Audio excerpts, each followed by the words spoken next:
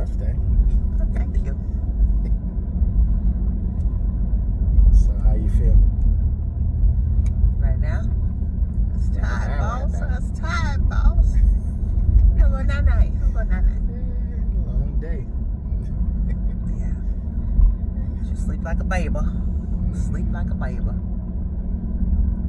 So I had a question for you.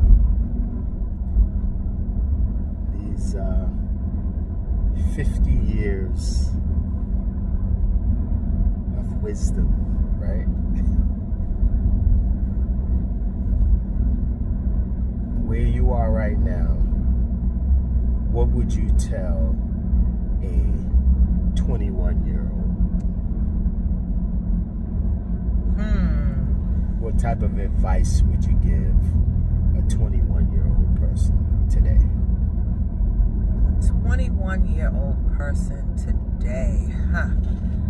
Ooh, that's a tough one. Mostly because the world is changing so quickly, and what I would have told a 21-year-old when I was 21 is totally different than probably what I would tell them now. So I'm just gonna err on the side of what I know from what I would have told them, and then see if I can plug away with a little bit of what I would tell them based on now. Let me think. I would definitely say, I know a lot of times at that age you're trying to figure things out, and you figure at that point you get your first, you start going to the club and go to the LQ, buy your little drinks and stuff. Most people think that at 21 now I'm officially an adult. I can do the things I want to do. I can explore a little bit more. And even though that's true, I will say that I would likely say to play your cards right. Enjoy yourself, but not to the extent where you lose in the end. So health, like, I'm big on saying, drink your water. You think about it, back in the day, if you had a drink, you didn't drink water because you didn't want it to water down your drink. You just wanted it all. But the number that does on your body is pretty significant. So,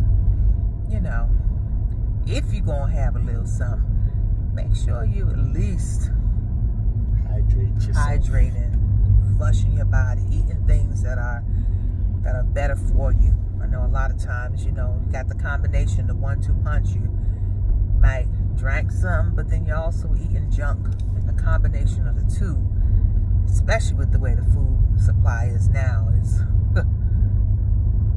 challenging. So I would say prioritize your health.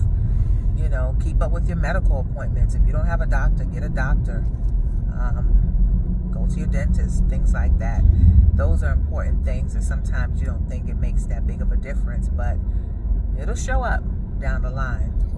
It'll show up. So health would be my number one thing.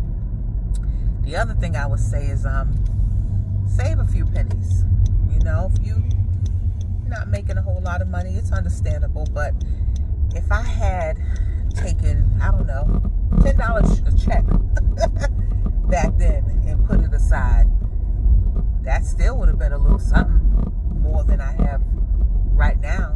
Yeah, so, I think it's important, though, when you say put it aside, you have to put it in the correct vehicle, though, because just putting it in the bank ain't it. Yeah. Well, but hey, if nothing else, at least put it aside. Even if you don't, whatever you do, just start somewhere. Like, get in the habit of at least saying, okay, I'm gonna put a few dollars aside and not spend everything until you get the next check. So health, finances, and then I would say manage your relationships properly. Like, really think about the people who are in your circle and making sure that those relationships are as healthy as can be. Serving you, as they would say. Yeah, make sure the relationships are on point. When I think about the different people that I had in my life, I had a a lot of elderly. Well, my elders. I don't want to say elderly. Folks who was a little older had a little more wisdom than I did, and so being willing to take heed to, those who have come along the way and can maybe shed a little light. So those will probably be the three things. Yeah, manage your health, take care of them finances, save a little something, and make sure those relationships are prioritized. Healthy relationships. And that's what I would tell a 21-year-old as my 50-year-old self. And it even stands true for me right now. A 20-year-old you, Lily. Yep. You know what I would tell a 21-year-old JC? What? Understand tax code. Because I think when there's so much out there, because I'm the money guy. Money is it for me. So in that, I think it's important to really understand what's going on with your money. Even when it comes to when I say tax code, I mean different ways that you can make money and the different ways where you can make that money work for you, and also understand how to keep more of your money. Yeah, that's key. Because when you think about even different investments, sometimes certain investments are not the best investment vehicles. You can really kind of know how to plan things out in a certain way that it will benefit you more. Because even when you think about something like a 401k, people look at that and it's oh, 401k, I got a lot of money in my 401k, this and that or whatever. But you don't realize that a Roth IRA is better than that, because your 401k, they're going to tax the hell out of it when you pull it out. So different little things like that, understanding tax code, understanding even if you are investing, what does that mean? What's the real nuts and bolts of what you have going on with your money?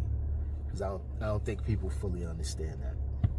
And the one advantage to what a 21-year-old could do now that we couldn't really do was they have access to it right in the palm of their hands. They got the phone, they got chat, GPT, they got all that. So anything that they have questions about, even from the very, very basic level, they can get that information, plug it in, and just get the knowledge. In seconds. Yeah. So they have the advantage. You have the advantage. Yeah. Yeah, that's huge. Because it definitely didn't happen on the big dinosaurs we was far from it. Poking on back in the day. We had encyclopedias when we were in school, or elementary at least. Remember encyclopedias? Oh yeah. Shoot. You be missing different ones. Oh yeah. Missing different ones in your house. Oh man, we don't have X. XYZ. Right. What was it? XYZ? I think it was XYZ. Yeah. So. Oh yeah. That's what I would share. The 21-year-old. That's wisdom. Little something, something.